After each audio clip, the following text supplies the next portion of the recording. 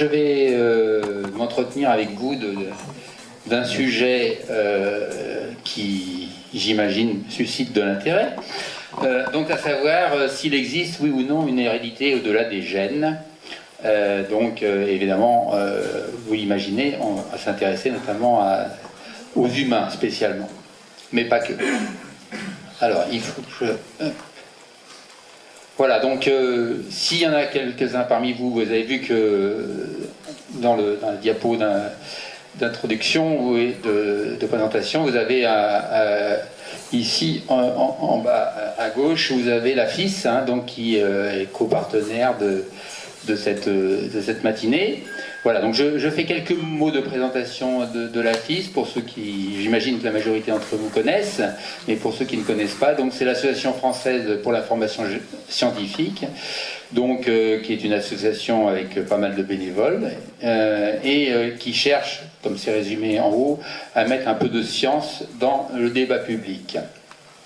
Alors la FIS, qui est une association qui est plus que cinquantenaire maintenant, dispose de plusieurs canaux pour diffuser la bonne parole, si j'ose dire. Donc, en premier lieu, une revue qui s'appelle Science et Pseudosciences, dont j'ai apporté des exemplaires ici. Une chaîne YouTube qui est alimentée régulièrement. Et donc, un site général où on peut notamment retrouver les articles de la revue qui sont mis en accès libre au bout de quelques mois. Et puis, depuis quelques années maintenant, une maison d'édition qui appartenait avant à Henri Brock, le père de la zététique en France, qui maintenant est alimentée notamment d'une nouvelle collection récente. Voilà, et donc pour dire en deux mots finalement la raison d'être de la FIS, c'est comme c'est indiqué, et ce qu'on peut voir maintenant en haut de la revue, en tout petit, un éclairage scientifique des débats de société. C'est essentiellement ça qui motive cette revue, et la FIS en général, et donc aussi avec une sorte de mantra qui est que la science dit ce qui est, mais ne dit pas ce qui doit être. Donc là, voilà. Donc ça veut dire en d'autres termes qu'il peut être intéressant sur des sujets qui la concernent d'écouter ce que dit la science, et ensuite ceux qui décident peuvent faire ce qu'ils veulent. C'est-à-dire que la science n'est pas là pour dire ce que la société doit faire, juste pour éclairer la société. Voilà, donc rapidement pour présenter le topo de ce matin, donc on va parler évidemment de l'épigénétique, et on va définir un peu ce mot. Juste ici, je dis que c'est un domaine de recherche qui est donc en pleine expansion depuis maintenant, on va dire, une bonne vingtaine d'années. Et voilà, et donc pourquoi je suis là aussi, parce que ça transpirait au-delà des labos, et il y a un large écho dans les médias. Et notamment, parce que l'épigénétique c'est un domaine très très vaste, là je me concentre à ce qui touche à l'hérédité, parce que c'est effectivement ce qui interpelle sans doute le plus les gens. Et donc, selon certains discours, l'épigénétique permettrait donc d'envisager qu'une partie du vécu de parents, de grands-parents, voire avant, puisse se transmettre de façon héréditaire, donc à la descendance. Alors là, donc durant cette intervention, je vais essayer de faire le point en donnant des éléments pour répondre à deux questions. Qu'en est-il vraiment, et que dit la science véritablement à ce sujet? Voilà, donc j'aurai trois parties. Un aperçu de ce que recouvre le terme épigénétique. C'est forcément un terme qui a une certaine, derrière lequel se cache une certaine complexité, donc c'est un challenge un petit peu de l'expliquer, mais bon, on va y arriver, et de savoir aussi si notre vision de l'hérédité s'en trouve effectivement modifiée, en quoi ça a impacté les études finalement plus classiques sur l'hérédité. Et puis, dernière partie qui questionnera l'usage de l'épigénétique et de ses concepts afin de valider certaines pseudosciences, et je me focaliserai spécialement sur ce qu'on appelle la psychohérédité. généalogie.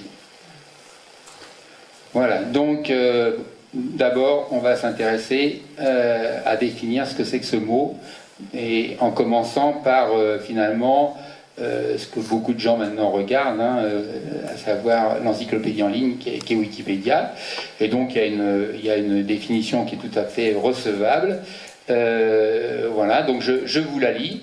Donc l'épigénétique, donc du grec ancien et épi, au-dessus d'eux, et de génétique, c'est donc la discipline de la biologie qui étudie la nature des mécanismes modifiant de manière réversible, transmissible, à savoir lors des divisions cellulaires, et adaptative, l'expression des gènes sans en changer la séquence nucléotidique, entre parenthèses ADN.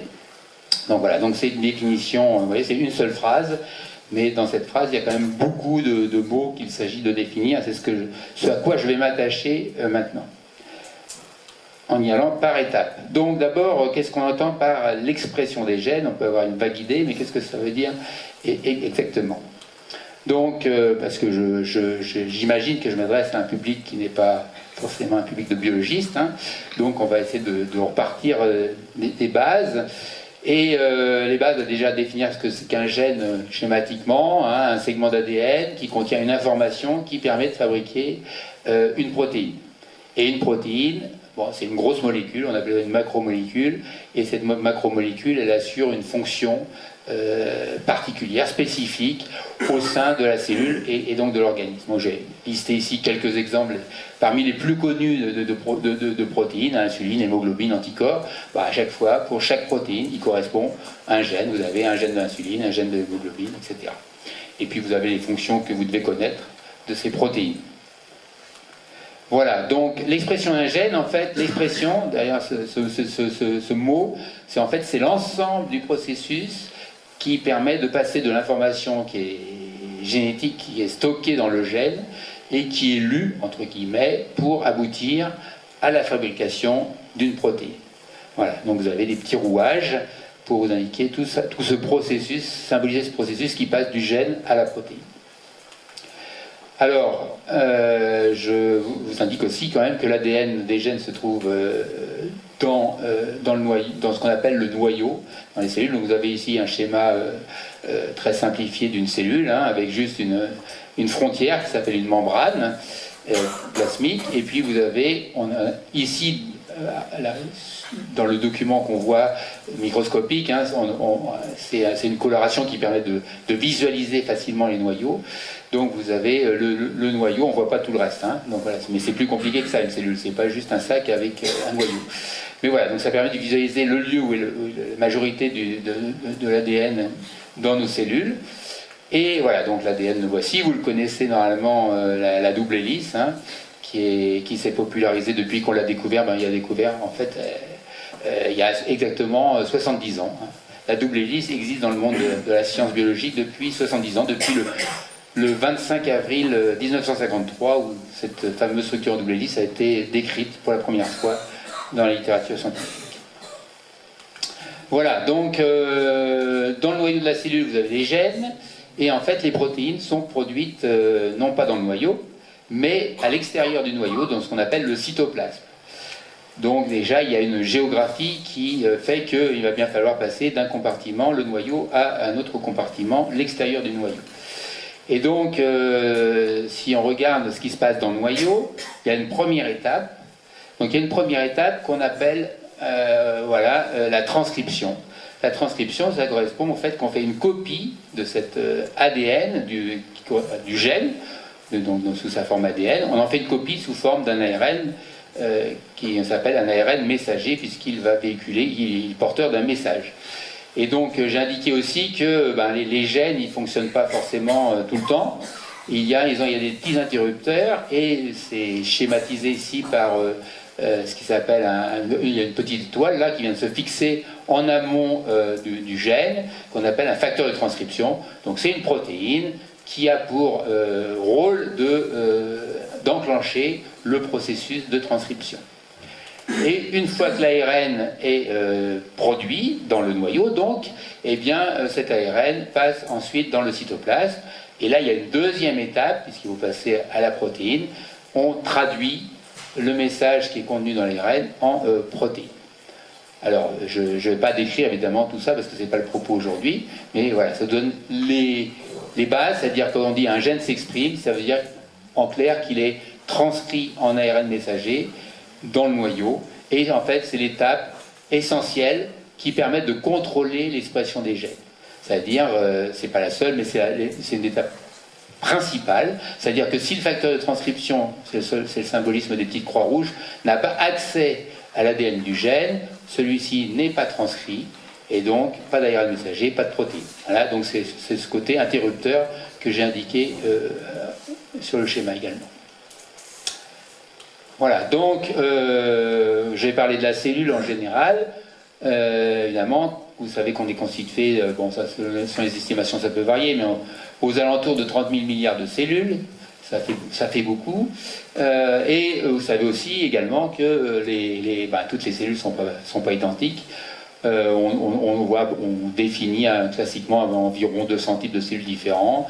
Bon, des cellules sanguines, de peau, du système nerveux, des cellules musculaires, de foie, etc. Et donc des cellules qui ont une morphologie très différente, hein, qu'on reconnaît en général assez facilement. Et ensuite, non seulement elles ont une morphologie différente, mais aussi elles ont des fonctions différentes, puisqu'il y a des cellules qui produisent des anticorps, d'autres cellules qui ont de l'hémoglobine, d'autres des cellules du pancréas qui produisent de l'insuline. Donc il y a une spécialisation des cellules, et donc en fait elles expriment des gènes différents. Et en fait, ce qu'il faut savoir, c'est que bien qu'elles expriment des gènes différents, elles ont toutes les mêmes gènes. Toutes les cellules ont la même information génétique dans leur noyau. D'accord ? Donc le gène de l'insuline, par exemple, est présent dans toutes les cellules de notre organisme. Et pourtant, seulement certaines cellules du pancréas, produisent l'insuline, donc expriment le gène de l'insuline. Donc une des grandes questions, qui a été une des grandes questions qui rentre dans la case épigénétique, c'est de savoir comment certains gènes ne s'expriment que dans certaines cellules.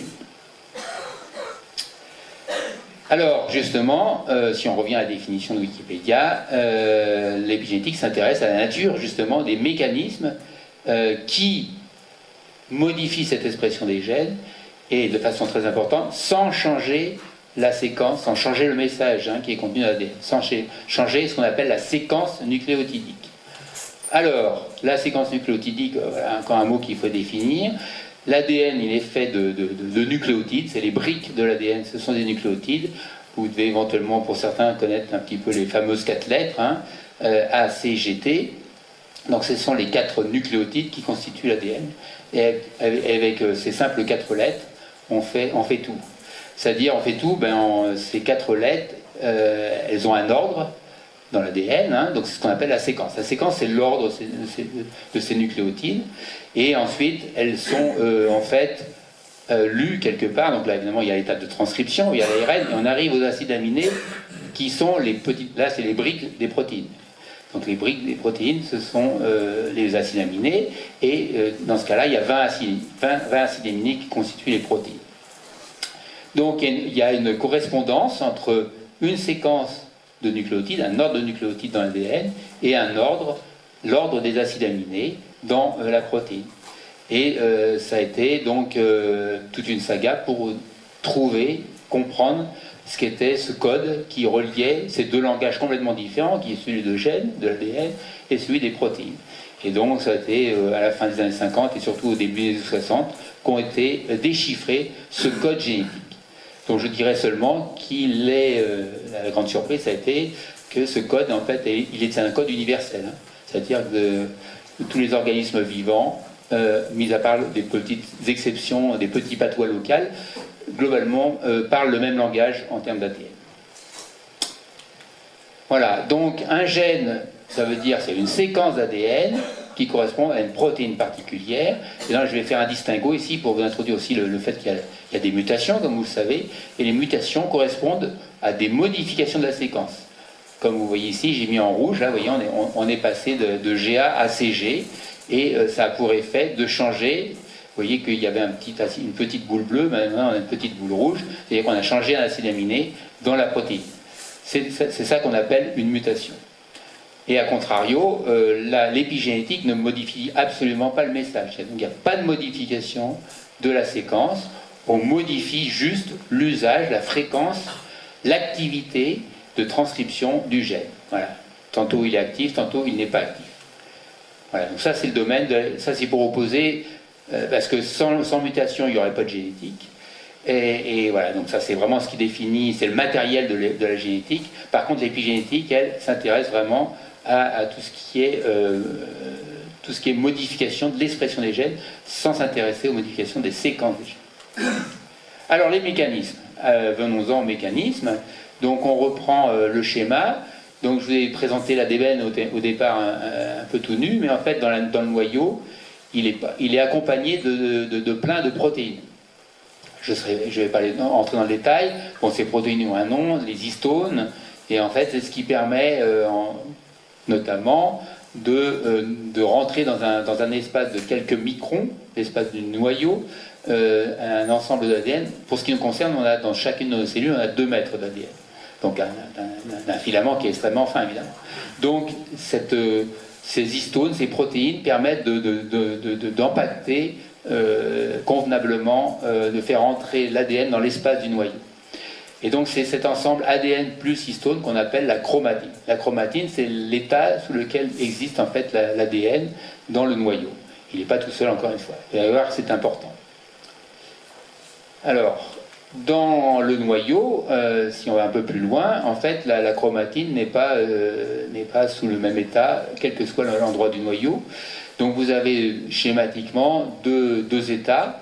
Vous avez la chromatine qui peut être, voilà, c'est à gauche, hein, qui est sous forme décompactée. Vous voyez que donc sont représentés, l'ADN c'est le petit fil noir qui s'enroule autour des protéines histones. Et donc à contrario, vous avez d'autres endroits du noyau où la chromatine est compactée. Vous voyez que les histones se sont rapprochés et voilà, ce qui compacte la chromatine et donc l'ADN.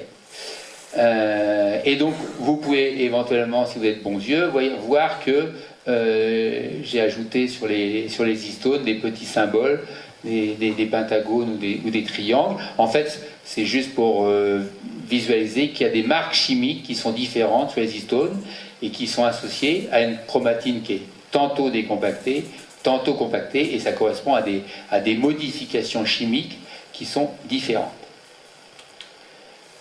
Donc, dans la chromatine décompactée, l'ADN est très accessible, et donc, par exemple, le petit facteur de transcription, l'étoile, là, peut interagir avec l'ADN et reconnaître la séquence avec laquelle elle interagit, et donc activer le gène. Le gène est exprimé.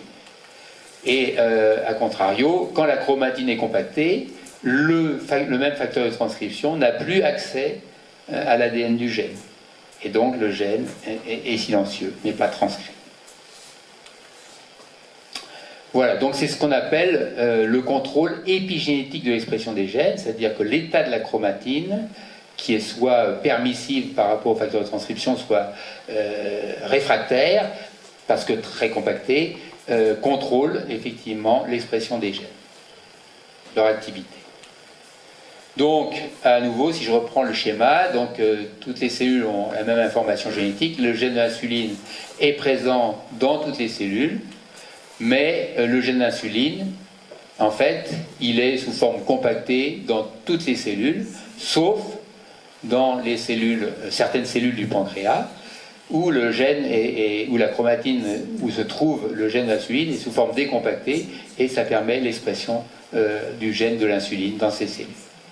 Donc voilà, donc l'épigénétique a permis de définir de répondre à cette question, que finalement des types cellulaires différents correspondent à une accessibilité différente des gènes et qui contrôlent donc une expression différente de ces mêmes gènes. Alors il y a une autre modification dont il faut que je parle. Vous voyez là, parce qu'elle d'abord elle sera importante pour la suite de l'exposé. C'est une modification qui touche directement l'ADN et non pas les histones. c'est ce qu'on a, cette modification, elle s'appelle une méthylation. En fait, c'est l'ajout d'un petit groupe, une modification chimique qui s'appelle un méthyle qu'on rajoute à l'ADN, donc qui est symbolisé ici par un petit cercle rouge. Et là, on ne joue pas forcément sur la structure de la chromatine, mais si l'ADN est méthylé, en général, ça correspond finalement à ne plus rendre l'ADN accessible, et donc le gène est silencieux, comme vous le voyez à gauche. Voilà, donc là, il y a pas mal de modifications qui peuvent affecter effectivement l'expression des gènes, tantôt sur les protéines qui compactent l'ADN, ou tantôt sur l'ADN lui-même. Alors j'ai parlé de l'expression des gènes à l'échelle des cellules, mais on peut parler de contrôle épigénétique à l'échelle d'un organisme entier. Et l'exemple le plus populaire, c'est, parce qu'il parle le mieux au public en général, c'est celui des abeilles. Donc les abeilles, en fait, vous avez... donc ici, vous devez savoir qu'on distingue différentes castes, et notamment la caste des ouvrières et celle des reines. Et donc, elles se distinguent à plein de points de vue. Morphologiquement déjà, sur la taille un petit peu, et puis si on ouvre l'abdomen, eh bien, on a effectivement une reine qui est une véritable machine à pondre, hein, avec des ovaires gonflés à bloc, très actifs, et puis tandis que les ovaires sont résiduels dans l'abdomen des ouvrières. Et donc ces organismes dérivent de stades larvaires. Vous avez des larves, et en fait au départ, on ne peut pas distinguer une larve qui va donner, ou un œuf, puisque vous avez l'œuf au tout départ, qui va donner une ouvrière ou une reine. Il n'y a pas de moyen de les distinguer. Et donc en fait, ces deux organismes, et ces deux fort différents, ont les mêmes gènes, hein, là aussi, comme pour les cellules de notre organisme, les mêmes gènes, mais il y a une expression différente des gènes. Des expressions, donc les gènes en l'occurrence, c'est les gènes qui sont impliqués dans la croissance de la larve. Vous voyez que la larve finit par être plus grosse, c'est celle qui va donner la reine, et le développement notamment de l'ovaire, puis d'autres choses. Donc voilà, donc en fait, c'est derrière ceci, il se cache finalement le fait que l'ADN des gènes en question est méthylé ou non. Méthylé dans le cas d'ouvrière, c'est-à-dire que ces gènes-là vont peu ou pas s'exprimer dans la larve qui va donner l'ouvrière, alors qu'ils vont bien s'exprimer, puisqu'il n'y aura pas de méthylation d'ADN de ces gènes, ils vont bien s'exprimer chez la reine. Et vous le savez éventuellement aussi, ce qui fait la différence, c'est la nutrition. C'est ce qu'on donne à manger aux larves, et notamment un composant essentiel, c'est pas exclusif, mais il y a la gelée royale, qui, comme son indique, est donnée aux larves qui vont devenir finalement les reines, d'où le terme de gelée royale, hein, et qui vont, par des mécanismes qui ont été assez bien décrits maintenant, qui vont effectivement empêcher la méthylation des gènes qui sont importants pour la croissance de la larve et le développement de l'ovaire. Donc voilà ce qu'on peut définir comme mécanisme épigénétique de l'expression des gènes, de contrôle, hein, à l'échelle d'un organisme entier comme l'abeille. Alors on continue dans la définition. Donc j'ai mis en gras là, de manière réversible. On entend souvent qu'effectivement les modifications épigénétiques c'est réversible, ce qui font leur spécificité. Et alors la réponse elle est duale, hein. Vous voyez, j'ai mis oui et non. Alors pourquoi oui et non? Alors d'abord il faut ces marques, ces fameuses marques, qui sont soit sur les histones, soit sur l'ADN. Bon, elles n'apparaissent pas comme ça spontanément, hein, elles sont contrôlées elles-mêmes. Et en fait, il y a des protéines qui ajoutent des marques sur les histones, sur l'ADN, et il y a d'autres protéines qui enlèvent ces mêmes marques. Donc c'est pour ça que j'ai symbolisé ces acteurs par un crayon et une gomme. Hein. Donc vous avez des protéines écrivains et des protéines effaceurs. Donc il faut bien voir que tout ça, normalement, potentiellement, effectivement, on peut ajouter et enlever des marques sur les histones et sur l'ADN. Alors un exemple de réversibilité assez basique, hein, c'est tout ce qui accompagne l'expression des gènes le long de la journée. Hein, on n'est pas le même le matin ou le soir en termes génétiques, en termes d'expression des gènes en tout cas. Donc il y a le rythme circadien, il y a un contrôle épigénétique de l'expression des gènes qui font que vous avez des vagues de gènes qui sont exprimés pendant la période diurne et qui sont éteints pendant la période nocturne. Et donc vous pouvez voir que, très symboliquement, j'ai mis cette chromatine qui peut subir des modifications qui vont activer les gènes au moment opportun de la journée. Et ensuite, ces modifications vont être enlevées et vont correspondre à une extinction de ces mêmes gènes. Et il y a pas mal de gènes qui sont contrôlés comme ça au cours de la journée. Donc voilà, donc ça c'est un exemple assez parlant de la réversibilité, puisque l'alternance jour-nuit, ça suit l'alternance jour-nuit. Alors, ah oui, je mets d'abord le mot adaptatif, donc, puisque ça en fait, ça vous montre, puisque c'est dans la définition, j'y reviens là à propos, puisque ça permet effectivement d'adapter l'expression des gènes à notre environnement. Je parlais de l'alternance jour-nuit, mais il y a aussi le fait qu'on a des moments de prise alimentaire. Là aussi, vous savez, par exemple, le gène de l'insuline, on va effectivement l'activer après une prise alimentaire, surtout si elle est riche en glucides. Donc voilà, ça nous permet en termes d'expression des gènes de s'adapter à l'environnement quotidien. Pour beaucoup, il y a beaucoup de changements environnementaux qui sont relativement prédictibles, mais après il y en a qui sont moins. Voilà, alors maintenant, justement, je viens sur l'autre pendant pour vous dire que la réversibilité, ce n'est pas toujours le cas. Et c'est dans le cadre du contrôle épigénétique de l'identité cellulaire. Donc, je vous ai dit, bon, ça se fait effectivement au cours de l'embryogenèse, hein. Les cellules vont acquérir leur destin, leur spécificité, et une fois que l'identité cellulaire est acquise, eh bien, elle est conservée au cours de la vie de l'organisme.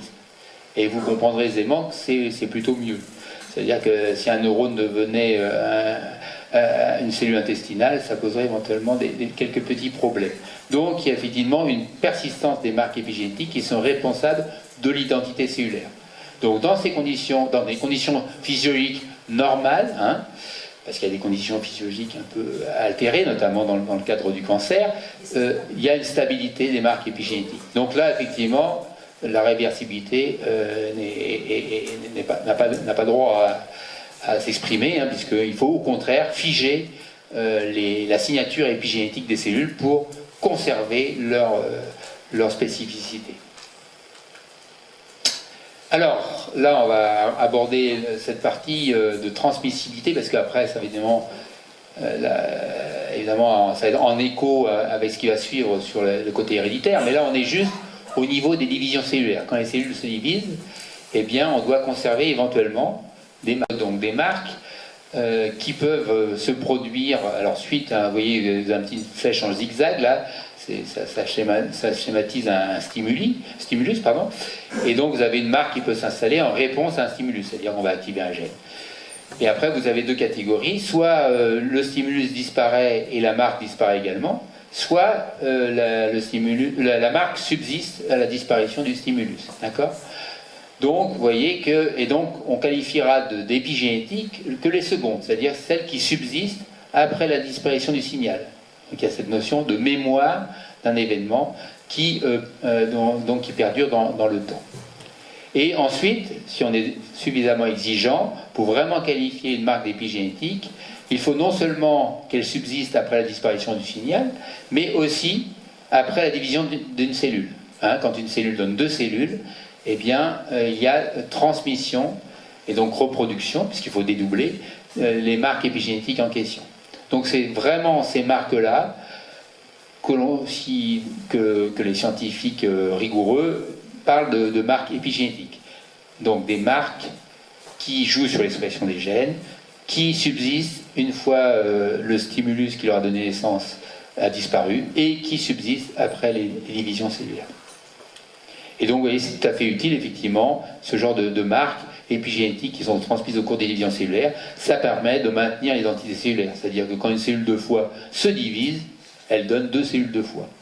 D'accord ? Donc c'est encore une fois, la stabilité cette fois est importante, et la transmissibilité au cours des divisions cellulaires est absolument essentielle. On n'a pas fini, mais bientôt. C'est une longue définition, donc je finis finalement par le début. Hein. Donc le au-dessus de, épi, traduction littérale de épi. Alors, comme j'indiquais ici, traduire, c'est trahir un peu.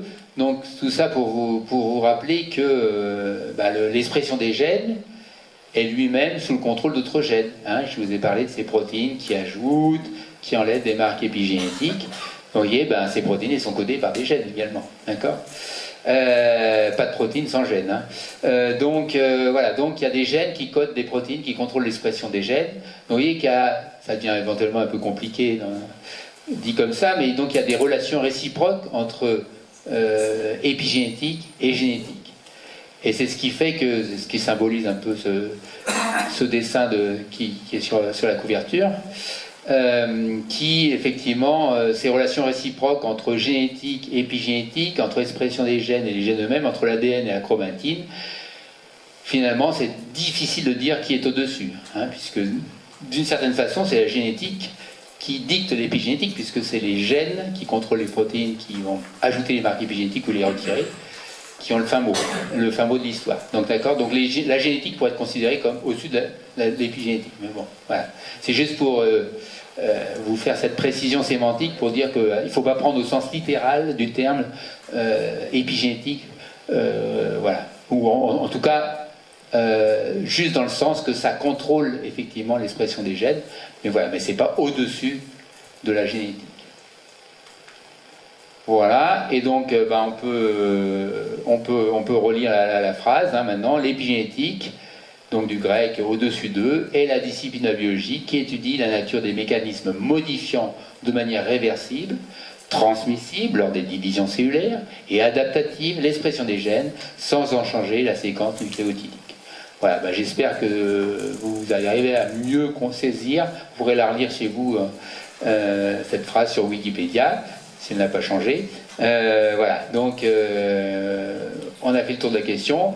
Et maintenant, voilà, on va se poser la question qui est un peu le cœur de la présentation, de savoir si les modifications épigénétiques sont transmissibles au travers des générations. Donc voilà, d'une génération à l'autre, quelle place pour l'épigénétique ? Donc, ah oui, là j'indique qu'effectivement, c'est un véritable challenge pour moi, hein, parce que, pourquoi ? Parce que c'est une réalité complexe. Déjà, vous avez vu que l'épigénétique, c'est pas forcément simple. Alors, quand il s'agit d'hérédité, ça rajoute une couche de complexité, donc c'est difficile d'en faire appréhender l'essentiel à des non-spécialistes, hein, dans un temps raccourci comme ça, et la contrepartie, c'est qu'il y en a qui n'hésitent pas à simplifier les choses et d'en abuser hors du cadre de la science, c'est ce que nous verrons dans la dernière partie. Voilà, mais néanmoins, je relève le challenge, je suis là pour ça. Donc je vais juste tenter de vous donner des éléments de réflexion, au moins pour prendre conscience de cette complexité, mais ça je crois que vous en prendrez conscience assez rapidement, et puis vous aider surtout ensuite, dans le futur, à questionner les idées simplistes autour de ce thème. Donc d'une génération à l'autre, voilà, schématiquement vous avez une génération, un couple, et puis vous avez la génération suivante qui est représentée par un bébé. Donc il y a un intermédiaire qui s'appelle les cellules reproductrices, ovules chez la femme, spermatozoïdes chez l'homme, qui se rejoignent lors du moment de la fécondation. Voilà. Et donc la génétique, vous savez qu'on transmet du patrimoine génétique d'une génération N, de la génération N à la génération N plus 1. Donc la question c'est de savoir, est-ce qu'on transmet également de façon parallèle des informations épigénétiques, cette fois, entre les générations successives. Ça c'est une question. Alors autant la transmission héréditaire des gènes, là c'est l'affaire, on va dire, est pliée, et donc c'est évidemment consensuel partout. Voilà, ça se discute vraiment plus. Autant la transmission héréditaire de l'expression des gènes, ça se discute encore. Et voilà, donc la science n'est pas close à ce niveau-là. Et donc le domaine de l'épigénétique est encore n'est pas les chapitres sont loin d'être écrits complètement. Alors on va se balader un peu dans le monde vivant. Je commence par un exemple assez classique chez les végétaux. Faut pas oublier que les végétaux aussi sont des organismes vivants, hein. Donc vous avez l'exemple de la linéaire commune. donc dont a une forme variante de fleurs. Je pense que vous pouvez apprécier la différence. Sans entrer dans les détails, vous voyez, au milieu du XVIIIe siècle, eh bien, il y a une forme variante qui a été décrite. Et en fait, il a fallu attendre plus de 250 ans pour savoir ce qu'il y avait derrière en termes génétiques, et même épigénétiques, puisque c'est en 99, vous voyez, juste à la fin du siècle précédent, qu'on a compris, que des scientifiques ont compris, que derrière ces deux formes de fleurs se cachaient des états d'expression différents, d'un gène principal qui contrôle la forme de la fleur. Donc il y a deux états épigénétiques. Ça veut dire que génétiquement, le variant est équivalent à la plante classique. Donc vous avez un gène, peu importe son nom, qui dans la forme classique est exprimé. Vous voyez, il y a le facteur de transcription, le gène est on. Et puis ils ont montré que c'était justement à nouveau la méthylation de l'ADN qui, dans la forme variante, rendait le gène silencieux. Et donc, les conséquences, c'est d'avoir une forme de la fleur complètement différente. Voilà, alors, on veut parler d'hérédité, donc effectivement, alors on ne sait pas, c'est un petit peu le sens du point d'interrogation autour de petit éclair rouge, là, on ne sait pas ce qui, dans l'environnement, peut-être maintenant d'ailleurs, mais en tout cas, je ne sais pas moi, et on ne le savait pas a priori depuis... Enfin, l'observation, je vous dis, c'est une observation naturelle, hein, ça a été un variant qu'on a découvert dans la nature, donc on ne sait pas vraiment l'événement qui a déclenché l'apparition de ce variant. Voilà. Mais ce qui est important, c'est que quand les gens ont ensuite fait des générations, de nouvelles générations avec le variant, ils ont pu voir que le variant se transmettait. D'accord, au cours des générations. Donc, que l'extinction du gène qui contrôle la forme des fleurs, eh bien, elle est stable au travers des générations de plantes. D'accord.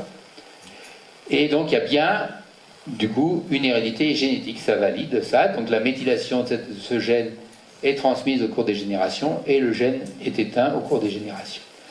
Donc, c'est bien, on valide. On dit que c'est bien d'hérédité épigénétique. La séquence, elle, est toujours la même, la séquence du gène. Et puis, on sait aussi pour d'autres que ça peut être, c'est réversible. C'est stable, mais à faveur d'autres événements aussi, on peut revenir à l'état antérieur. Donc voilà, on a bien l'exemple de quelque chose qui est héréditaire de façon épigénétique, mais qui peut être réversé, c'est-à-dire on peut revenir à une forme non méthylée du gène et revenir à une forme florale classique. Autre exemple, aussi qu'on utilise assez classiquement pour parler d'hérédité épigénétique, c'est un petit ver de taille millimétrique qu'on appelle Caenorhabditis elegans, dont vous avez une photo, voilà. Et il y a eu plein d'expériences avec ce petit ver, et parmi les premières oui, dans celles qui nous intéressent ici, c'est par exemple de soumettre une génération à un régime différent, c'est-à-dire soit une nourriture abondante, voilà, soit un jeûne sévère, hein, c'est ça le stimulus, juste une génération. Et puis on regarde quelques générations plus tard, en l'occurrence dans le schéma on voit 3 générations plus tard, et on voit que quand on compare ce qu'on appelle la F3, la 3e génération, selon l'origine des parents, selon ce qu'ont subi les parents, eh bien on voit que la F3, les 3e générations, vit plus longtemps et plus résistante au stress thermique. Voilà, dans la F3 qui provient de la génération F0 qui a été stressée par un gène sévère. Donc il y a effectivement un effet au-delà de la première génération. Et donc on a décrit ce qui était en cause là-dedans. Alors donc j'en ai pas parlé ici, mais il y a aussi des petits ARN qu'on dit non codants, c'est-à-dire qu'ils ne spécifient pas de protéines, mais qui ont un rôle dans le contrôle de l'expression des gènes. Et ces petits ARN non codants, c'est eux qui vont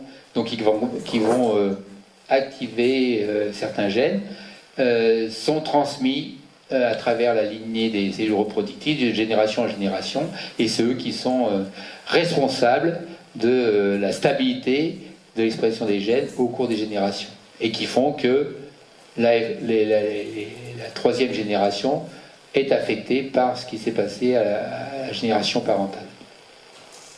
Donc là aussi, on parle d'hérédité épigénétique. Voilà. Hein. Ça correspond tout à fait à ce qu'on attend pour l'hérédité épigénétique. On n'a pas modifié la séquence, on a juste des modifications, ici des petits ARN qui sont des vecteurs et qui permettent de transmettre l'information épigénétique au travers des générations. Revenons aux abeilles, puisque c'est intéressant d'y revenir à ce moment-là, de l'exposer. Vous voyez, donc vous vous rappelez, hein, il y a la gelée royale qui fait que les larves deviennent des reines. Voilà, donc là aussi, on est puisque en écho avec ce que j'ai dit avant, hein, là c'est un régime alimentaire qui est responsable d'une transformation absolument énorme à l'échelle de l'organisme. Et si on pense à la génération d'après, bon, il faut inclure un petit faux bourdon hein, quand même pour la génération d'après. On refait le cycle. Eh bien, comme vous le savez, comme j'ai indiqué ici, ben, une reine ne donne pas des reines. Hein. C'est-à-dire que l'état épigénétique qui définit la reine eh ben, n'est pas transmis à la descendance. Donc là, c'est le contre-exemple. On a quelque chose d'épigénétique qui est absolument fondamental, qui fait des transformations absolument essentielles dans un organisme. Et par contre, quand la reine se reproduit, puisque c'est elle qui se reproduit, qui fait la génération d'après, on repart à zéro, on refait des ouvrières, notamment. Donc vous voyez bien que là, il y a ce qu'on appelle une reprogrammation épigénétique. Voilà, les modifications épigénétiques qui étaient portées par la reine ne sont pas du tout transmises à la descendance. Donc il n'y a pas d'hérédité épigénétique, clairement ici. Donc on revient à nous autres humains. Bon, mais pour donner une chose assez générale, hein, qui ne concerne pas que les humains, hein, évidemment, c'est que à chaque génération, eh bien, il faut refaire un organisme complexe. Hein. Donc il y a différents types cellulaires qui nous caractérisent, qui sont établis au cours de l'embryogénèse. Et donc il faut repartir d'une cellule, une seule cellule, la cellule œuf, issue de la fécondation entre un ovule et un spermatozoïde, pour recréer ensuite toute la diversité d'expression des gènes, pour recréer toute cette diversité des profils épigénétiques qui caractérisent toutes nos cellules. Voilà, donc c'est pourquoi, globalement, j'indique qu'on efface tout et on recommence. Alors j'ai dit presque, parce qu'effectivement on n'efface pas tout. Il y a des marques épigénétiques qui subsistent, qu'on connaît, hein, mais le gros, en tout cas tout ce qui concerne les gènes qui sont impliqués dans ce qui fait l'identité des cellules, tout ça c'est effacé. Et donc il y a une reprogrammation épigénétique, et cet effacement se fait en fait en deux étapes. Au niveau du moment où on fait les cellules reproductrices, d'accord, on efface vraiment toutes les marques épigénétiques, et aussi au cours de l'embryon, mais très très précoce. On fait, voilà, on efface tout, et là on peut réinstaller les marques épigénétiques au cours du développement d'embryon pour effectivement spécifier tel ou tel type de cellule. Donc vous voyez que cette barrière, ça contrecarre l'hérédité épigénétique chez les mammifères et chez l'homme en particulier. Voilà, donc c'est plutôt un gros obstacle. D'accord ?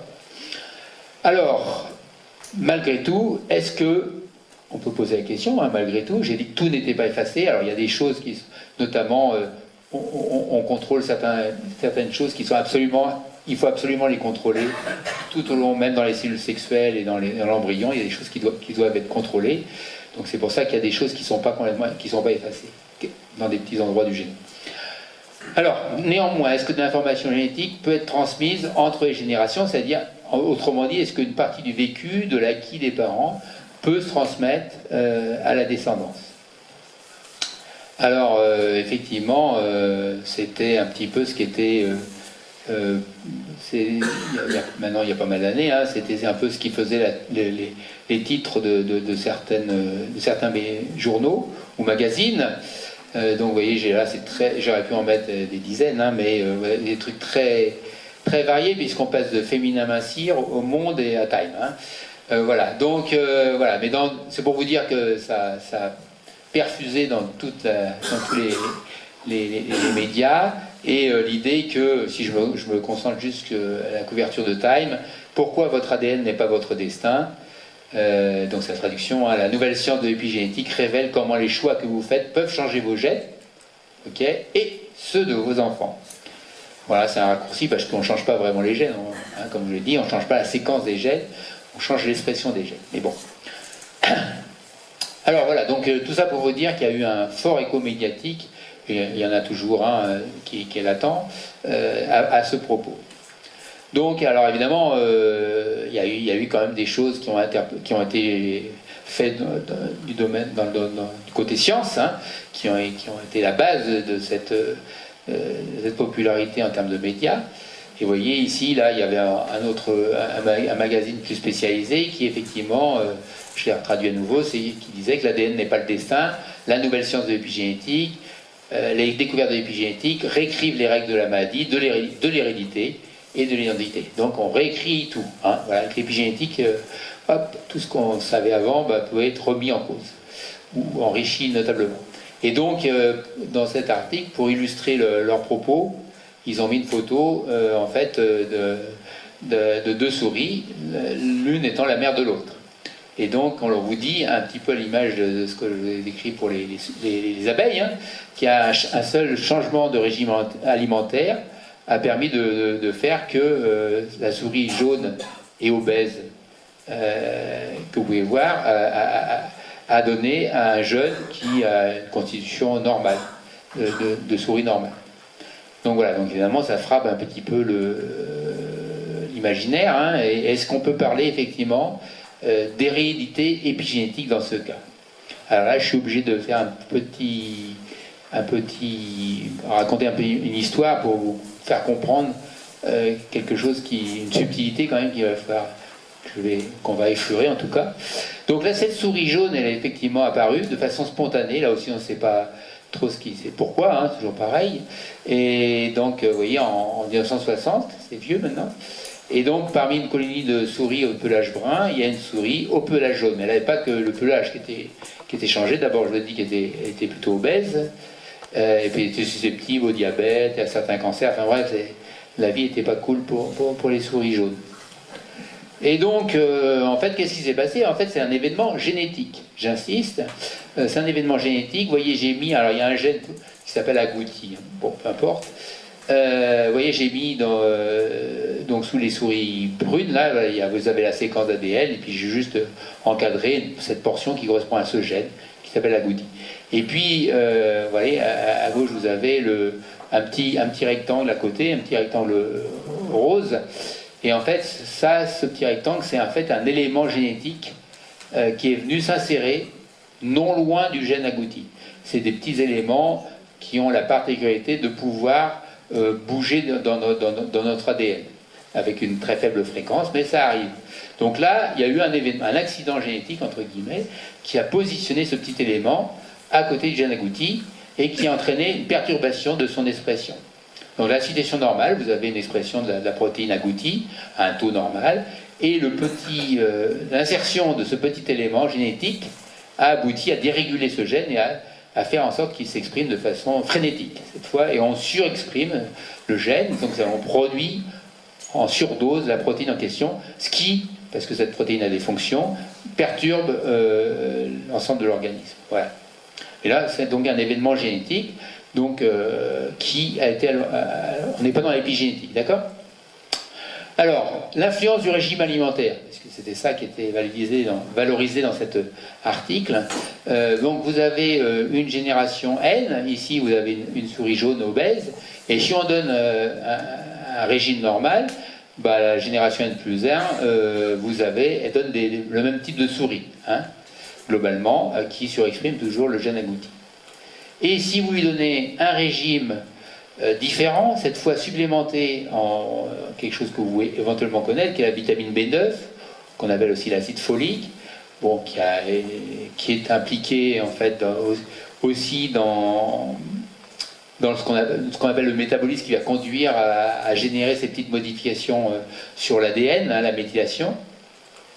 Eh bien, dans ce régime supplémenté en acide folique, il a la même altération génétique, entre guillemets, mais, donc elles sont génétiquement identiques, hein, mais le petit élément génétique qui est à côté est méthylé. D'accord? Donc l'acide folique permet, en excès dans l'alimentation, permet de conduire à la méthylation et donc rendre silencieux ce petit élément génétique et faire en sorte que le gène abouti reprenne une vie normale, on va dire, et donc produise de façon normale, sans être perturbé par ce petit élément génétique à son voisinage. Voilà, donc avec le régime alimentaire, on peut finalement forcer la génétique, c'est-à-dire on peut éteindre les conséquences de cet accident génétique.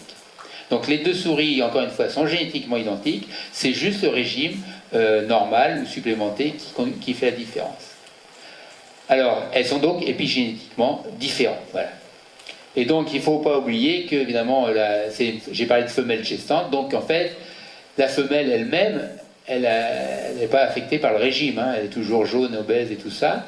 Par contre, ce qui a été impacté, je le montre ici, hein, c'est, il ne faut pas oublier, l'embryon. Il y a un pas qu'un évidemment, mais il y a l'embryon qui est dans la femelle gestante. C'est lui qui a subi, entre guillemets, l'influence du régime.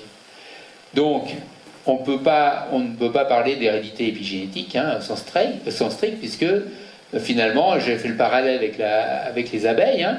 Les abeilles, bon, vous avez la même larve, selon le régime, on va donner une ouvrière ou une reine, et bien l'embryon de souris, qui est dans la souris porteuse, hein, et bien selon le régime qu'on va lui donner, finalement, à travers sa mère, certes, mais c'est lui qui en subit les conséquences, il va donner soit une souris plutôt jaune et obèse, soit une souris plutôt brune et normale. Voilà, donc en fait, on a là un phénomène de persistance, hein, de marques épigénétiques qui s'installent au cours de la construction de l'organisme et qui vont persister dans l'organisme adulte. Donc et non, on n'a pas du tout de transmission, c'est pas un effet héréditaire du tout. Voilà. Donc tout ça pour vous dire que là je vais juste une diapositive, hein, c'est que ces histoires de conséquences du vécu, pas que le régime alimentaire, parce qu'évidemment ça c'est important, mais pas que, sur le devenir de l'individu de la génération N+1, ça c'est tout un sujet d'étude en lui-même, hein. C'est ce qui s'appelle, c'était le concept qui a été développé il y a pas mal d'années maintenant, qui s'appelle les origines développementales de la santé, c'est-à-dire que notre propre santé est dépendante éventuellement, plus ou moins, de notre vécu dans le ventre maternel. Voilà, ce qu'avait titré Time, hein, comment les 9 premiers mois façonnent le reste de notre vie. Donc voilà, et après j'ai indiqué qu'effectivement, selon le régime alimentaire ou d'autres choses, on peut avoir un impact sur l'individu. Voilà, donc ça, effectivement, ça donnait un domaine d'études à part entière. Il y a tous des laboratoires qui sont dédiés à ce sujet, et évidemment, les marques épigénétiques qui peuvent mémoriser qui, comme j'ai indiqué, peuvent mémoriser certains événements, sont effectivement parmi les premiers caractéristiques moléculaires dont on pense qu'elles sont importantes dans l'effet à long terme de ce que vit l'embryon et le fœtus dans le ventre maternel. Voilà, alors là aussi, hein, c'est de la persistance, il n'y a pas de transmission proprement dit, c'est ce qui se passe au niveau du fœtus qui perdure une fois qu'il se développe jusqu'à l'organisme adulte. Alors, est-ce qu'il y a quand même des cas où on peut décrire des phénomènes héréditaires chez l'homme? Donc, les grands classiques, si vous regardez rapidement, hein, on parle toujours de cette fameuse expérience malheureuse, hein, à la fin du deuxième conflit mondial, qui a fait que une grande partie de la population néerlandaise a été exposée à une famine, hein, du phénoblocus des Allemands. Et donc, parce que les expériences chez l'homme, c'est des expériences soit naturelles, soit liées à des événements comme celui-ci. Hein. Donc, les conséquences ont été regardées par certains. Et en fait, on comparait la descendance des femmes qui étaient soit enceintes pendant la famine, soit qui ont conçu après la famine, soit qui ont accouché avant la famille. Donc il faut avoir des groupes contrôles, hein, à peu près équivalents génétiquement aussi. Voilà. Et donc vous voyez qu'effectivement il y a eu, en termes d'indice de masse corporelle, même dans les petits-enfants, ou de susceptibilité à certaines maladies, des modifications qui étaient statistiquement, normalement valides, différentes. Alors, est-ce qu'on peut parler de transmission épigénétique dans ce cas? Alors, vous voyez qu'on est toujours un peu exigeant en sciences, puisque la réponse est plutôt non, parce que on exige, un peu comme pour ce que je vous ai montré pour les cellules, mais là c'est plus compliqué. Quand on a effectivement une mère qui a un fœtus, ce fœtus a déjà très tôt, en fait ça se fait très tôt au niveau de l'embryogenèse, il a déjà les cellules qui vont donner les cellules sexuelles sont déjà formées. Donc on estime, c'est un peu l'image des poupées russes en dessous, qu'il y a 3 générations en une. Il y a la génération maternelle, il y a le fœtus et il y a les cellules reproductrices qui sont composées dans le fœtus. En fait, finalement, ça fait directement ou indirectement 3 générations exposées. La première génération, donc la mère, le fœtus et finalement la génération issue des cellules sexuelles, des cellules reproductrices du fœtus. Donc on estime, puisqu'il y a cette notion pour l'épigénétique qu'on doit avoir des choses qui mémorisent en dehors quand le stimulus a disparu, hein, quand ce qui a enclenché le processus a disparu, supplémentaire qui n'a pas été du tout exposé pour véritablement parler de transmission épigénétique. Donc dans ce cas-là, on peut expliquer tout par des choses qui ne sont pas vraiment au sens strict. Hein. Bon, ça peut paraître provocateur, mais enfin au sens strict, c'est pas pour maintenant. On est très rigoureux par rapport à ça, de dire que non, ce n'est pas encore. On ne peut pas parler d'hérédité épigénétique dans ce cas-là. Alors il y a aussi un autre exemple très, très médiatisé qui est, parce qu'il n'y en a pas tant que ça, hein, des exemples de famine dans le monde, il y en a eu, par contre, vous le savez, en Chine ou ailleurs, enfin, ou en Afrique, il y a eu deux études qui ont vu des choses aussi. Hein. Et puis il y a l'effet, alors là, j'ai rajouté une notion qui s'appelle l'effet transgénérationnel, puisque si je reviens ici, oui, tout ce qui est en rose, là, ce qui correspond aux générations exposées, on parle d'effets intergénérationnels, et pour parler de transmission épigénétique, il faut attendre la génération supplémentaire, et là on parle d'effets transgénérationnels, c'est-à-dire qu'on rajoute une étape de plus. Alors ici vous avez un schéma, vous voyez c'est les hommes, donc là on a besoin, puisque évidemment on n'a pas le même schéma que pour une femme enceinte, hein, donc là il suffit d'attendre 2 générations pour parler d'hérédité épigénétique. Et donc c'est l'exemple d'Overkalix, un petit village au nord de la Suède, où il y avait beaucoup de choses qui avaient été consignées, voilà, des registres, qui a permis d'analyser les choses, notamment en termes de nutrition d'une première génération. Vous voyez qu'il y a des générations qui étaient exposées à des récoltes plus ou moins abondantes, et on a pu regarder au bout de 2 générations ce qui se passait et on voyait effectivement qu'il y avait des différences en termes de mortalité ou de susceptibilité à des maladies dans les petits-enfants, les petits-fils, par rapport, selon qu'ils dérivaient d'un grand-père qui avait été nourri abondamment ou peu. Et d'ailleurs, c'était à l'avantage de ceux qui avaient été nourris, qui descendaient de grands-parents qui étaient plutôt, qui étaient peu nourris, hein, d'accord. Donc ça donnait un avantage à la 2e génération. Voilà, donc c'est des choses qui ont été publiées il y a maintenant plus de 20 ans. Ça a été revu. La dernière publication que j'ai vue, là je n'ai pas réactualisé dernièrement, mais c'est en 2018, donc ils ont revu avec une cohorte un peu plus grande. Ils n'ont pas reproduit tout à fait les mêmes résultats. Ils ont aussi intéressé au cancer. Donc bon, voilà, pour vous dire que tout n'est pas assis de façon robuste, mais j'ai juste traduit une de leurs conclusions. Hein. Ils disent: nos résultats confirment l'existence d'une voie transgénérationnelle de la lignée masculine, mais nous aimerions être prudents quant aux mécanismes spécifiques. Ça veut dire que, bon, ils ont des choses, mais bon, ils ne se lancent pas trop sur le fait qu'il y a une transmission, une hérédité épigénétique. Voilà, donc c'est les auteurs eux-mêmes, hein, c'est pas moi. Hein. Voilà. Et sachez qu'effectivement, dans ce genre d'études, il y a quand même il y a des trucs un peu troublants, c'est-à-dire qu'effectivement, c'est uniquement les petits-fils, les grands-pères, voilà, enfin bon, ça marche pas avec les grands-mères et les petites-filles, ou les petites-filles et les grands... Enfin voilà, donc c'est assez compliqué. Quand on regarde dans le détail, les choses sont beaucoup plus subtiles que ça, et donc c'est pour ça que les gens deviennent de plus en plus prudents, parce qu'il y a toujours l'exaltation des premières études, et après, bon... Alors bon, des études comme ça, il y en a eu plein, et donc c'est intéressant, c'est de faire ce qu'on appelle des méta-analyses, c'est-à-dire qu'il y a des gens ensuite qui prennent toute la littérature et qui disent ben, qu'est-ce qu'on peut résumer de tout ça, hein, parce que c'est compliqué, les études... Non, personne ne va lire toutes ces études. Par contre, ceux qui font une méta-analyse, ben, ils vont se cogner les études, c'est un boulot ben, qui fait qu'on fait une publication quand même à la fin, et donc là, dans ce cas-là, dans cette méta-analyse, ils ont regardé s'il y avait des preuves d'une potentielle hérédité transgénérationnelle d'effets sur la santé chez les humains et les animaux.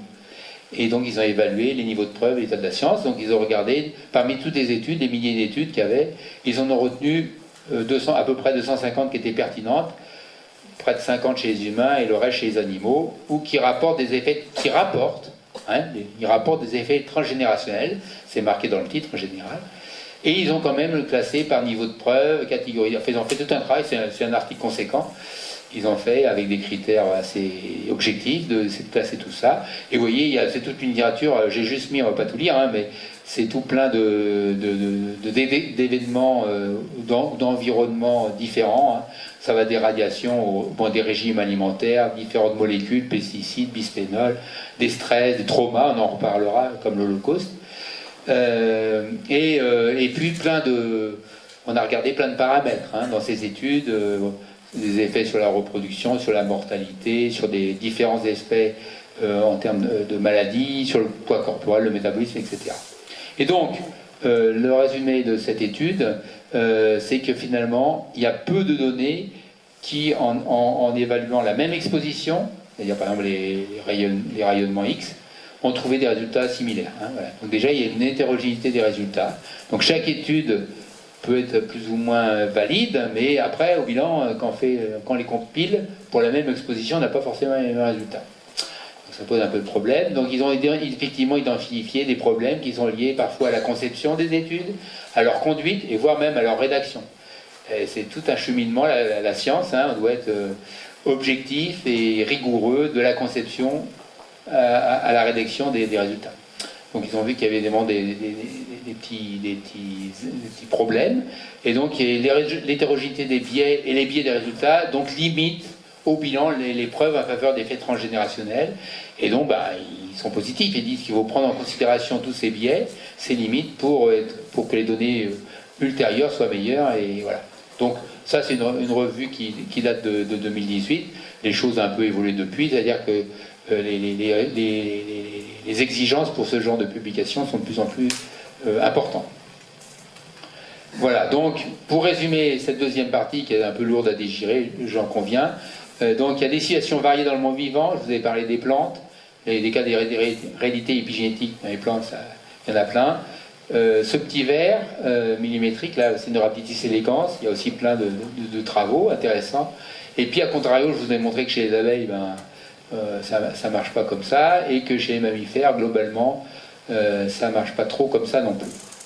Alors, et juste, là, je finis quand même, oui, je rajoute ça, parce qu'il y a une publication qui est sortie très récemment, en février, qui interpelle la communauté, moi en particulier, où ils ont montré qu'effectivement, chez la souris, ils pouvaient transmettre de façon héréditaire la méthylation de certaines zones dans l'ADN. Alors, donc effectivement, là il faut. D'abord, c'est dans une très bonne revue scientifique et émanant d'une très bonne équipe scientifique, donc évidemment tout à fait à considérer. Donc voilà, il y a eu beaucoup de commentaires. La seule chose, c'est que maintenant, toujours pareil, il y a une étude importante qui sort. Les scientifiques apprécient les études qui secouent un peu les dogmes. Maintenant, ils n'ont pas répondu à certaines questions, ils n'ont pas élucidé qu'est-ce qui servait à la mémoire de cette méthylation d'ADN. Et puis, surtout, la façon, je ne vais pas rentrer dans le détail, mais la façon dont ils ont induit la méthylation dans la première génération est tout à fait artificielle. Ils ont introduit un morceau d'ADN, ils l'ont retiré, enfin bref, c'est des choses qui ne se produisent pas du tout comme ça dans la nature. Donc la question est de savoir est-ce que c'est généralisable à d'autres gènes et dans des conditions naturelles. Donc voilà, donc il y a une étude qui est sérieuse, hein, voilà, il n'y a pas de problème, qui montre ça, mais avec des bémols, c'est-à-dire est-ce que c'est extrapolable effectivement, voilà. Donc il va y avoir d'autres études, comme j'ai noté, c'est une affaire à suivre. Et donc voilà, donc malgré le peu de données scientifiques qui sont en faveur d'une hérédité épigénétique chez les humains, chez les mammifères en général et chez les humains en particulier, cette idée que l'hérédité ne se limite pas aux gènes est devenue quand même très populaire, hein. Parce que ça a l'attrait de la nouveauté, hein. On aime bien la nouveauté, les humains aiment bien ce qui interpelle et qui est neuf, et donc la tentation, est, comme j'ai indiqué, est assez grande pour certains de prendre des libertés avec les faits, et donc de tirer à part des interprétations très simples, voire simplistes, et sont certaines fausses, d'une réalité qui est très complexe. Et donc voilà, donc c'est le dernière partie, qui va être plus court que la seconde, je vous rassure. Je vais quand même faire un petit break hydratation. Donc, épigénétique hérédité chez l'homme, donc au-delà de la science, donc je vais m'intéresser à l'exemple de la psychogénéalogie. Donc la psychogénéalogie, ou ce qu'on appelle analyse transgénérationnelle, bon, c'est très populaire depuis pas mal d'années. Là, j'ai juste mis, si vous pouvez réécouter, hein, parce qu'il y a une série d'émissions sur France Culture autour de ça, qui avait été diffusées en 2005 et qui ont été rediffusées à la fin de l'année dernière. C'est pour ça que j'en parle. Je pense que c'est toujours dans les podcasts. J'ai juste mis, il y a 5 épisodes, et j'ai juste mis une phrase qui m'a interpellé, c'est la psychogénéalogie, qu'on voit sur le site, hein, émet l'hypothèse que notre vie serait influencée par les expériences des générations antérieures. Alors un événement vécu par un ancêtre 5 ans, 100, 1000 ans auparavant pourrait guider nos choix à notre insu. Voilà, donc ils y vont assez lourd, hein. On peut réagir à ça. Alors voilà, donc ça c'est un peu extrême, mais bon, c'est écrit sur le site de France Culture. Voilà, donc à contrario, il y a d'autres médias comme Marianne, donc justement en écho à cette émission qui était rediffusée, on parle de la psychogénéalogie sur France Culture, une pseudo-science à la mode. Voilà, en fait, il n'y a pas que sur France Culture, il y a aussi d'autres médias qui ont fait la part belle à la psychogénéalogie.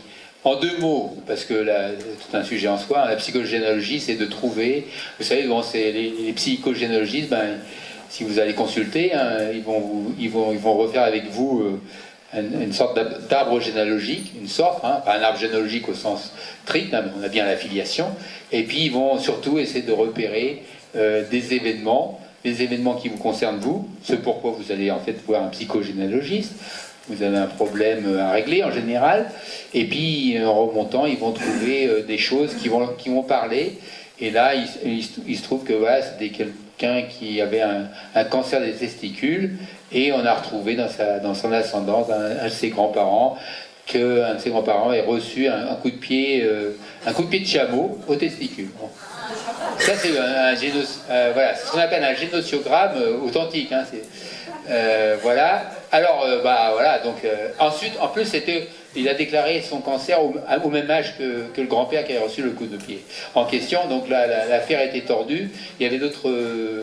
Elle était conclue. Hein, voilà, ça parlait aux psychogénéalogistes. Ça parle. Voilà, c'est effectivement l'un est la cause de l'autre. Donc c'est le fameux syndrome d'anniversaire, des événements qui se reproduisent, voilà. Et en fait, c'est un peu, comme j'ai mis ici, comment donner du sens au hasard, parce que effectivement, c'est en général le hasard qui prévaut. Alors il y a un ouvrage, voilà, qui a été, vous voyez, plus de 400 000 exemplaires vendus.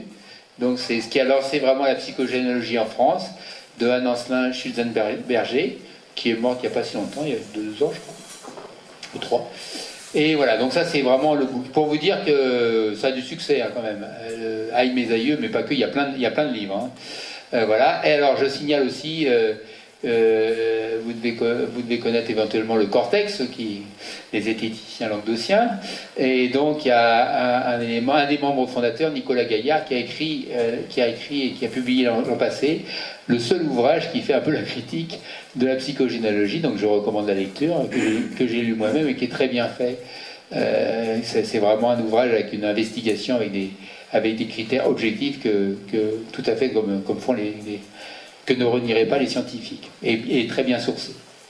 Voilà, donc c'est une pratique qui n'est absolument pas valide, qui est absolument pas valide par la science, pas validée par la science, mais qui est néanmoins en quête de légitimation scientifique. Et évidemment, l'épigénétique, ça a fini par percoler dans le cerveau de certains psychogénéalogistes, pardon. Donc voilà, donc là je ne vais pas le dire non plus, mais juste pour vous dire que dans des ouvrages ou des articles récents, c'était en 2021 ça, voilà, on parle de la science, parce que du coup, on parle de la science, pas que de l'épigénétique, mais pas mal d'épigénétique, et notamment c'est sur un blog, là on voit épigénétique, la psychogénéalogie vient-elle de gagner ses lettres de noblesse? Donc voilà, donc en fait c'est l'épigénétique, des résultats de l'épigénétique, dans le sens épigénétique hérédité, validerait la psychogénéalogie. C'est aussi parce que là j'ai repris ça, j'ai retrouvé ça il y a pas longtemps. Voilà, donc je ne sais pas si vous connaissez cet ouvrage qui a fait pas mal parce qu'il était normalement prédisposé au Goncourt, j'ai cru comprendre. Enfin, en tout cas, donc c'est une histoire de mémoire, de saga familiale. Et effectivement, dans différents commentaires que j'ai pu voir, on parle des révélations récentes de l'épigénétique. Et même sur France Info, il y a une phrase, nous dit l'auteur, qu'est-ce qu'il nous dit l'auteur?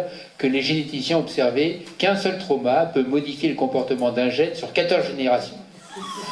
Alors sur 14, je ne sais pas d'où il sort ça, mais bon. Voilà. Donc voilà, non, mais je veux dire tout ça pour dire que ces gens, ils sont écoutés. Hein, Camille de Toledo, il a du succès, et voilà. Vous pouvez trouver, alors après, si vous fouillez, vous faites psychogénéalogie et épigénétique, il y a plein de choses, il y a des vidéos. Bon, il y en a une, j'ai pris celle-là parce qu'effectivement, il y a un docteur en biochimie qui vient discuter avec une psychogénéalogiste. Évidemment, ça donne du crédit. Hein. Bon, il n'est absolument pas spécialiste en épigénétique, mais bon, il travaille en recherche-développement dans une entreprise. Voilà, mais il est biochimie, il était docteur en biochimie. Donc voilà, on n'hésite pas à mettre des cautions scientifiques diverses et variées. Vous avez aussi une autre personne qui s'appelle Natacha Calestrémé, que vous devez éventuellement connaître parce qu'elle est médiatiquement très très très visible. Et là, j'ai juste repris ce qu'elle avait dit lors d'un échange avec Jean-Marc Morandini sur CNews, que je ne regarde pas trop par ailleurs, mais bon. Voilà, donc il y a Natacha Calestrémé qui dit « En fait, l'épigénétique, je l'explique dans mon livre, puisqu'elle fait la promotion de son ouvrage à l'époque, montre combien on peut hériter d'une épreuve de nos parents, de nos grands-parents, que ça s'inscrit dans nos gènes sont transformés, et donc on va hériter, et moi... » Alors il interrompt en disant « On porte le poids du passé ». On porte une épreuve qui n'avait pas été réglée par nos parents ou nos grands-parents et qui nous a été transmise malgré nous. L'épigénétique, le monde, c'est scientifique. Sur le plan psychologique, on parle de transgénérationnel. Voilà. Donc voilà, et donc c'est des gens qui sont très écoutés, hein, attention. Je ne parle pas de petits gourous obscurs dans un coin de la campagne, non. Voilà, donc là, j'ai pas eu le temps, je l'ai mis ça un peu pour moi, mais parce qu'elle a sorti encore un nouvel opus, se donner toutes les chances, elle est très prolixe. Hein. Et alors effectivement, là, ce qui interpelle, c'est qu'elle a réussi à mettre des noms de docteurs, tout ça. Bon, je ne me suis pas renseigné sur tout le monde, mais il y a un nom que je connais, qui est Isabelle Mansuy, qui est une chercheuse, hein, qui est docteur en biologie moléculaire, comme indiqué, professeur en épigénétique, c'est médiatiquement connu aussi, il y a des vidéos sur elle. Donc moi, ça me pose des problèmes parce que, bon, je ne sais pas ce qu'il raconte là-dedans, hein, et comment le deal s'est fait. Mais bon, moi, j'aimerais pas retrouver mon nom associé à celui de Natacha Calestrémé, voilà. Donc, bon, je sais pas comment ça a été conclu, ce contrat entre Isabelle Mansuy et Calestrémé. Voilà, alors évidemment, là aussi, il y a des exemples qui pouvaient alimenter ce discours, et je me consacrais à un qui a été beaucoup médiatisé, ce qui était le cas de la transmission éventuellement du traumatisme de l'Holocauste. Donc il y a eu des titres, hein, envoyés dans le Monde section sciences, la Shoah, un traumatisme héréditaire, poum. Et puis, dans le The Guardian, donc tout ça, c'est quand même des quotidiens respectables. Hein. L'étude des survivants de l'Holocauste révèle que le traumatisme se transmet aux gènes des enfants. Vous avez le Huffington Post aussi, voilà, toujours transmet génétiquement. Voilà. Slate aussi, bon, il y en avait plein. Hein. Donc, effectivement, là aussi, je ne vais pas rentrer dans le détail, hein, c'est plus pour moi que je garde des traces, pour ne pas avoir à les rechercher à chaque fois. Vous avez des articles qui sont scientifiques, qui ont alimenté ces commentaires. Hein. Donc vous avez Rachel Yehuda, qui est une chercheuse tout à fait respectable, attention, hein, qui travaille à New York, voilà, qui est très axée sur le stress post-traumatique. Hein. Et donc elle et son équipe ont publié quelques articles à l'époque qui montraient qu'il y avait... Bon, d'abord, l'observation, c'est que, ça c'est vrai, hein, il y a une augmentation du risque de développer anxiété et dépression chez les enfants des survivants de la Shoah. Ça, c'est le matériau au départ. Et donc, c'était corrélé à des modifications épigénétiques, en l'occurrence encore de la méthylation d'ADN, de gènes impliqués dans la réponse au stress.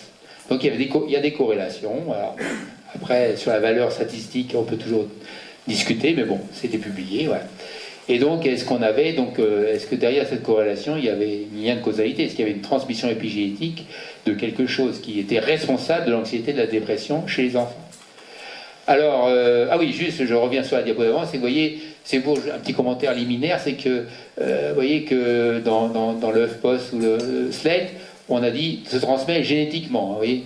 Le épi est passé à l'as. C'est-à-dire, tout ça pour vous dire que des fois les journalistes, déjà, entre génétique et épigénétique, ils ont un peu de mal. Au sens strict, du coup, si je lis, moi, c'est transmission génétique. Voilà, donc vous dire, des fois les mots sont employés un petit peu... sont mal employés. Voilà. Donc, voilà, donc après le sensationnel, j'ai mis le temps des critiques. C'est vrai que dans plusieurs... magazine ou quotidien, voilà, il y a toujours la vague, et puis après il y a la petite vaguelette des critiques, et notamment des scientifiques se sont exprimés à travers différents médias pour dire qu'il y avait vraiment une surinterprétation des résultats en faveur des mécanismes épigénétiques. Et ils ont soulevé, et pas que dans les journaux, aussi dans les journaux scientifiques, hein, pas dans les journaux grand public, et je vais revenir juste sur deux aspects. Le fait qu'il faut tenir compte effectivement de la transmission culturelle, que les enfants des survivants de la Shoah n'avaient pas forcément toujours une enfance très cool. D'ailleurs, il y en a qui ont témoigné, hein. Et même il y en a une qui a témoigné, qui avait participé à l'étude, hein, pour dire que bon, son père faisait des cauchemars, enfin il réveillait tout. Enfin, voilà. Donc il faut tenir compte de l'environnement, pas forcément toujours tranquille de ces enfants, et l'évocation parfois de souvenirs terrifiants auxquels ont été exposés les enfants. Et puis la possibilité d'une relation donc causale inverse, c'est le stress des enfants qui est la cause de la modification de la méthylation de leur gène. Et ça, je l'exprime à travers un schéma pour essayer d'être le plus précis possible. Donc vous avez une génération N qui a subi le trauma, et là c'est un véritable trauma, ça évidemment, je leur dis ce qu'on vient pas. Et puis vous avez la génération N plus 1 qui est sujette à anxiété, dépression, voilà, à des problèmes psychologiques importants. Et donc vous avez une expérience traumatique qui a pu être associée à une modification épigénétique, ça c'est vrai, hein, que ça peut toucher l'expression de certains gènes. Alors, je dis juste que les modifications épigénétiques, c'est mentionné ici, hein, ont été mesurées non pas dans le cerveau, mais dans les cellules sanguines. Hein. D'accord, matériel facile d'accès. On n'allait pas faire des biopsies cérébrales pour regarder les modifications épigénétiques. Donc c'est un peu indirect dans les cellules. C'était une des critiques aussi. Voilà. Et donc à la génération suivante, on a prélevé les cellules sanguines. Anxiété et dépression sont aussi associées à des modifications génétiques assez similaires. Voilà. Ça c'est l'observation. Alors il y a voilà, donc il y a une corrélation. Hein. Est-ce qu'il y a transmission et qu'est-ce qui est transmis effectivement d'une génération à l'autre? Est-ce qu'on peut parler d'hérédité épigénétique? Alors l'interprétation sexy entre guillemets, c'est effectivement il y a une hérédité épigénétique. Mais alors maintenant il faut savoir, une fois qu'on a dit ça, il faut voir ce que ça implique. Si on regarde dans le détail, ça veut dire qu'effectivement la modification épigénétique, les modifications épigénétiques en cause doivent être transmises et doivent subir tout un parcours. C'est ce parcours que j'illustre ici. C'est-à-dire que, vous voyez, on doit passer, donc normalement, un des premiers lieux, c'est quand même le cerveau qui est atteint par les effets, mais pas que, hein, évidemment. Et donc, en tout cas, ou d'autres cellules, hein, puisqu'il y a eu des problèmes de nutrition et tout ça, voilà, qui en tout cas, il faut qu'à un moment, les cellules reproductrices arrivent à avoir un message épigénétique de ce qui arrive au reste de l'organisme. Puisqu'il c'est que les cellules sexuelles qui sont ensuite transmises, enfin qui génèrent la génération suivante. Et après, je vous ai dit qu'il fallait que ces modifications épigéniques passent la barrière là, de reprogrammation épigénétique, le côté on efface presque tout et on recommence. Puis après, il faut qu'elles se maintiennent dans l'embryon, et puis qu'il faut qu'elles se retrouvent dans, quelque part, spécialement dans le cerveau du fœtus, et puis ensuite se maintiennent, et éventuellement dans le cerveau de l'organisme, plus ou moins adulte, pour être la cause, éventuellement, de l'anxiété et de l'expression. Vous voyez, donc ça fait tout un parcours où, en fait, il y a plein de points d'interrogation. Et en fait, la science ne connaît pas de mécanisme épigénétique qui soit aussi spécifique, et il y a vraiment un message particulier, hein, c'est pas n'importe quoi, et robuste, c'est-à-dire qu'il passe toutes ces barrières. Voilà. Donc, ça a beaucoup d'étapes et de beaucoup de questions qui, pour l'instant, n'ont pas de réponse. Donc, bon, le scientifique n'adhère pas tout de suite parce qu'il lui faut des mécanismes à un moment. Et puis, il y a quand même l'alternative qui est beaucoup plus simple, c'est que c'est pas exclusif, hein, mais en tout cas, il faut ne pas gommer les interactions sociales, hein, qui fait que entre les deux générations, le vécu des parents a pu impacter, comme je l'ai dit, le vécu des enfants. Hein. Et qu'en fait, c'est ça qui produit essentiellement l'anxiété et la dépression chez ces enfants, et c'est ça qui produit les modifications épigénétiques qu'on le relève dans leurs cellules sanguines. Donc vous avez une relation, ce qu'on appelle une relation causale inverse, c'est-à-dire c'est non pas les modifications épigénétiques qui ont été transmises et qui produisent le mal-être, mais c'est le mal-être qui est associé à des modifications épigénétiques, et donc voilà, et qui a été lui produit par des interactions culturelles. Bon, j'espère que vous avez suivi la différence. Voilà, alors, comme je suis généreux, je dis, j'admets que la transmission épigénétique d'expériences traumatisantes puisse se faire, mais est-ce que ça validerait pour autant la psychogénéalogie? Est-ce que, comme l'a dit Nicolas Abraham, parce qu'ils ont un vocabulaire particulier, les psychogénéalogistes, à la 3e génération, le fantôme sort de la crypte et s'exprime par des maladies? Voilà, il y a un vocabulaire un peu particulier. Alors, allons plus loin. Donc, c'est ce que j'ai schématisé ici avec les petites têtes des anti-smileys rouges, là. Et voilà, donc, si on considère que le vécu de chaque génération laisse une trace épigénétique, alors il faut tenir compte des générations intermédiaires. Il n'y a pas de raison d'effacer les générations qui ne vont pas pour me prendre que la génération qui irait bien. D'accord? Donc voilà, donc déjà, on se demande comment les influences des vécus des autres, sauf à être catastrophiques tous, hein, mais ils sont pas forcément, ils ont des expériences diverses. Pourquoi on ne tiendrait pas compte des expériences des autres du point de vue épigénétique? Et puis, on pourrait considérer l'ensemble de l'arbre généalogique. Et là, en fait, on fait que vous voyez, 1, 2, 3 générations. Quand il parlait de 50 générations, voilà, ou 14 générations, et ça se complique. Donc, vous voyez, vous avez eu quelqu'un qui a eu un événement malheureux qu'on associe au mal-être du patient. Voilà, mais on pourrait tenir compte, vous voyez, vous avez 2 parents, 4 grands-parents et 8 arrière-grands-parents qui ont eu tous leur vécu, voilà. Et donc, je vous laisse deviner ce qu'on peut mettre comme tête aux patients. Voilà. Et donc, vous voyez que d'un point de vue épigénétique, il faudrait tenir compte de toutes ces composantes, et vraiment, c'est très difficile de comprendre pourquoi il y en a un qui va l'emporter sur tout le monde. Voilà. Donc, la psychogénéalogie cherche des justifications scientifiques, finalement assez peu compatible avec ses présupposés. Hein. S'ils allaient jusqu'au bout, mais évidemment ils ne vont pas jusqu'au bout, ils n'ont pas la formation pour, ils verraient que ça ne tient pas trop la route, leur discours. Je finis juste avec un événement, parce qu'elle est revenue sur le devant de la scène, Natacha Caestrémé, que j'aime bien. Alors, on a failli avoir une émission, j'en parle parce qu'on a failli avoir une belle émission sur France 2, où elle disait ceci, ça va au-delà. Alors elle parlait en fait, oui, elle parlait de quelqu'un qui était atteint d'endométriose, hein, une maladie dont on parle à raison de plus en plus. Et donc elle lui parlait qu'il y avait un problème de culpabilité, qu'elle avait hérité d'une culpabilité.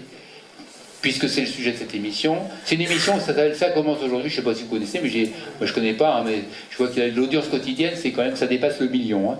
Donc, voilà. Donc elle parle de transgénérationnel. Vous avez hérité de cette grand-mère ou arrière-grand-mère qui ont fait des enfants et qui ont perdu des enfants. Donc qui ont éventuellement fait des fausses couches. En fait, voilà. Et l'endométriose, pour tous ceux qui nous écoutent, c'est un message de notre corps qui nous dit qu'avant, il y a eu une souffrance énorme d'une personne qui associait le mot enfance et mort. Voilà. Je conclus. Hérédité et épigénétique, donc des relations, je crois que vous avez compris que c'était complexe, qui a un cadre, la science, un joli cadre, tout doré là, mais bon, il n'est pas si doré que ça, mais voilà. En tout cas, il y a un cadre qui permet d'étudier convenablement ces aspects, et qu'au dehors, c'est un peu la jungle, hein. La jungle des pseudosciences, voilà, avec des interprétations simplistes qui prolifèrent. Hein, ça pousse très très bien dans la jungle luxuriante des pseudosciences.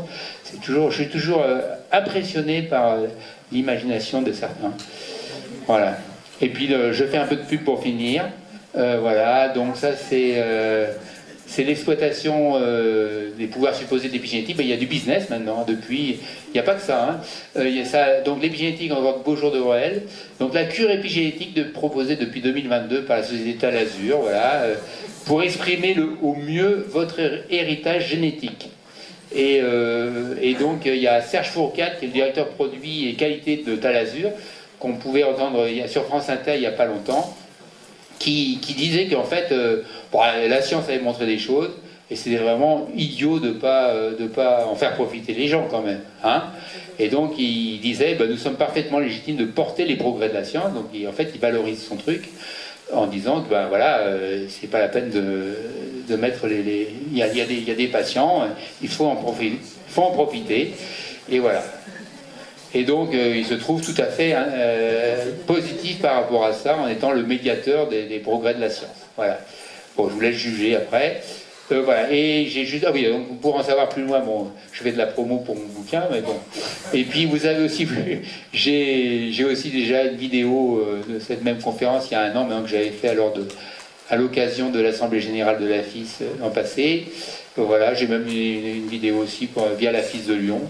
Bon, enfin bref, si vous voulez revoir, je crois que je ne sais pas si vous aurez accès éventuellement à celle-là. Et je fais aussi, pour pas ne faire que d'autopromotion, récemment j'ai écouté une série documentaire sur France Culture, épigénétique quand l'ADN fait son intéressant, où c'est de là dont j'ai tiré d'ailleurs les propos de Serge Fourcade, de Monsieur de Talazur, là. Mais c'est en 4 épisodes, et non, mais il y a plein de scientifiques très sérieux, donc c'est intéressant. Voilà. Il y a aussi Serge Fourcade, mais ils l'ont laissé parler, c'est très bien, hein. J'ai rien contre, mais globalement, ces épisodes ça vous montre un petit peu. Alors là, il n'est pas question que d'épigénétique, hein.